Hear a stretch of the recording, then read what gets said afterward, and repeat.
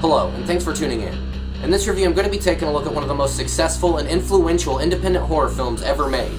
And now, The Evil Dead. The movie's about a group of friends who go for a weekend retreat at a cabin in the woods. They inadvertently release an ancient evil that systematically possesses and murders them.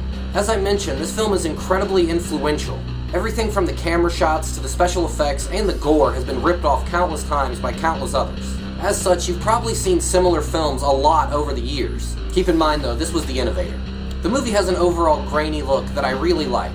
I do have to say though that a couple shots were too dark, namely the footage in the basement. Given the budgetary restraints and the time this film was shot, I can't really take too much off for that. This would be the only film in the original trilogy that didn't feature comedic elements, and that's a bit of a shame as Raimi was able to elicit tension throughout. The cast does an adequate job for mostly untrained actors. There are a few really cheesy moments, however. Of course, this movie would introduce the world to both Sam Raimi and Bruce Campbell, two legends in the realm of cult cinema. I need to give special praise to the special effects in this movie. I'm not just talking about the gore, which also looked pretty nice. I'm talking about everything from the prosthetic makeup, to the look of the Necronomicon, and even down to simple things like the smoke added into the night shots. The movie starts a little slow, but it quickly sinks its teeth into you and flies by at a furious pace.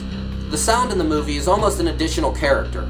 It perfectly accentuates the gore, as well as the haunting sound of the evil presence outside the cabin. The movie also comes to a satisfying ending, which of course would lead into Evil Dead 2. In closing, if you actually haven't seen The Evil Dead by now, there's really no excuse not to. It's one of the most influential films ever made, and it gave cinema fans everywhere one of the biggest directors of all time, and Bruce Campbell.